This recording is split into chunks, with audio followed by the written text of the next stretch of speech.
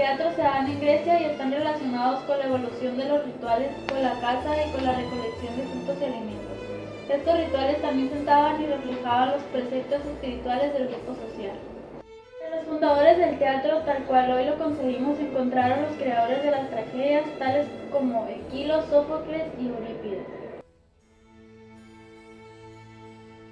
El término teatro procede del griego teatrón, que puede concebirse como el espacio o el sitio para la contemplación. El concepto de teatro se utiliza para nombrar al género de la literatura que abarca aquellos textos pensados para su representación en escena.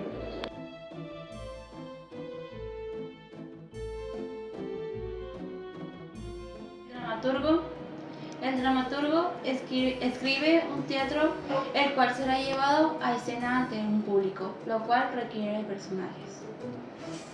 Discurso: al ropaje o al apoyo lingüístico mediante el cual se nos expone un acontecimiento o una serie de acontecimientos. El género discursivo tipo del teatro, en este caso, el hecho de que una sola persona hable sola.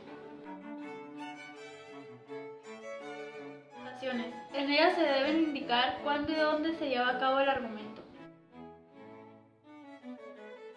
Diégesis contra mímesis. La función de la diégesis es contar hechos. En cambio, en el teatro, los mismos hechos son los que exhiben la historia.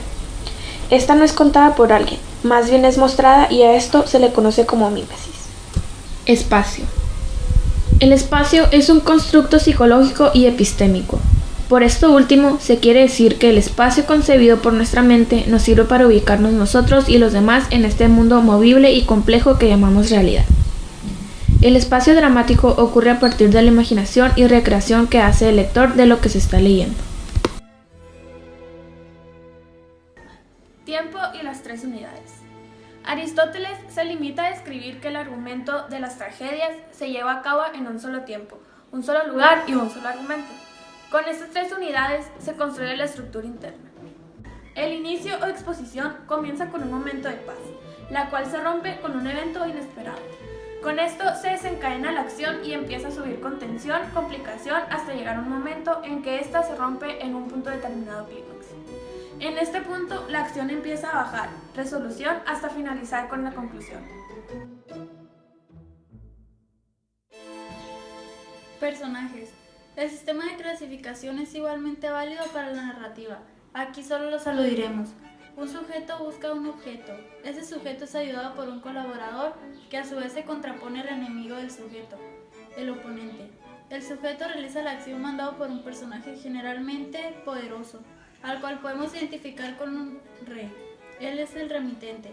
Y finalmente, el éxito de la acción implica que la persona o cosa buscada será entregada a alguien más, el destinatario. En realidad son tres ejes: sujeto-objeto, que es el eje de la acción o de la síntesis; emisario-destinatario, eje de la comunicación; ayudante-oponente, eje de la colaboración.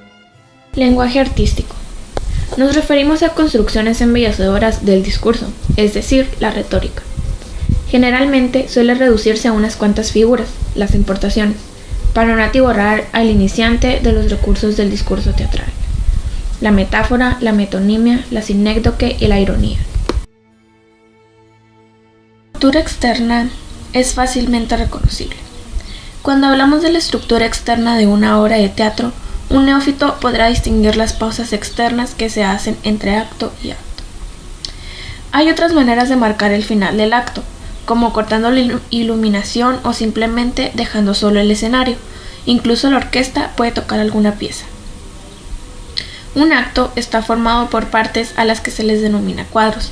Es el segundo nivel yendo de arriba hacia abajo. Modalidades de presentación. Como modalidades de presentación hay dos: el texto dramático y la representación. Es muy sencillo. El dramaturgo inventa un texto dramático. El texto dramático se convierte en teatro cuando se lleva la representación en un escenario. La finalidad, meta u objetivo pensados por su autor desde el principio de la estructura o concepción. Origen de la tragedia. Los inicios de la tragedia se dieron en el ditirambo, que era una composición lírica interpretada por un coro de jóvenes y dedicada a Dionisio, dios del vino y de la fertilidad. Tragedia proviene del tragos macho cabrío y de oda canta. El nacimiento de la tragedia como tal se sitúa entre 536 y 533 a.C. Tespis produjo una tragedia para la gran fiesta de las Dionisias. Fue el primer ganador. Según Aristóteles, Tespis creó la tragedia al introducir un personaje o actor que dialogara con Corifeo. La palabra drama se deriva del griego drao, que significa ser, así que drama viene a significar acción. Esquilo elevó a 2 el número de actores y disminuyó la participación del coro.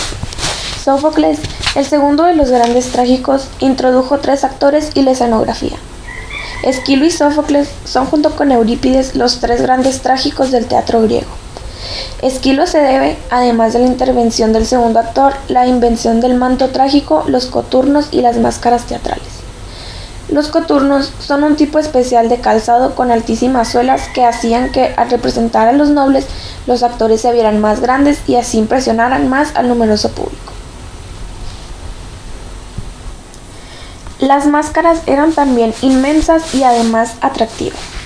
Eran un indispensable aditamiento técnico que auxiliaba tanto en lo visual como en lo auditivo.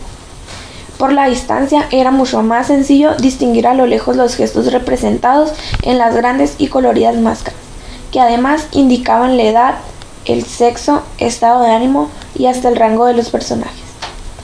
La resonancia de las máscaras las hacía funcionar como una especie de magnetófono. Los semiciclos en los grandes teatros circulaban en el aire libre. Atenas, Déforo y Megalópolis. El primer triunfo de Sófocles sobre Esquilo fue a sus 26 años y se conservan solamente 6 piezas íntegras: Áyax, Edipo Rey, Antígona, Electra, las Traquinias, Filoctetes y Edipo en Colona. Eurípides. La suya es una tragedia más realista. Trata de un teatro filosófico. Aunque poéticamente fue superado por Esquilo y Sófocles, teatralmente está por encima de ellos. Se suele clasificar en 5 grupos: de asuntos diversos, que son los relacionados con la guerra de Troya, sobre las desgracias de Agamenón, sobre fábulas tebanas y sobre fábulas áticas. Este tipo de obras deberían provocar una combinación de temor con compasión. Se lleva a cabo un proceso de purgación a la que se le conoce como catarsis.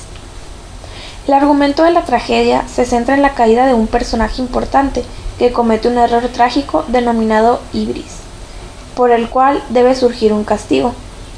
Los protagonistas suelen ser personajes más bien virtuosos. Se trata de un error de tipo intelectual.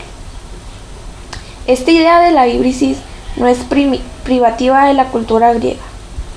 El castigo de Adán y Eva, el caso del Dr. Jekyll y Hyde, Frankenstein y el moderno Prometedor. Algunas tragedias eran incluso para las celebratorias de las victorias militares y políticas. Los persas, una de las 7 tragedias que se conservan de Esquilo. La tragedia fue, junto con la filosofía y la democracia, la creación más original del genio helénico. La diferenciación entre ellas se dará en el tercero de los factores: los objetos de la imitación. Tanto Homero como Sófocles imitan personas esforzadas. Aristófanes imita personas viciosas y de baja calidad. La tragedia imita a hombres mejores que los reales y la comedia a hombres peores que los reales. Se llamó drama a los hombres reales, que presentan tanto virtudes como defectos. A finales del siglo XVI y ya de lleno en el siglo XVIII, la tragedia y el drama en general vivieron otra etapa con gran esplendor.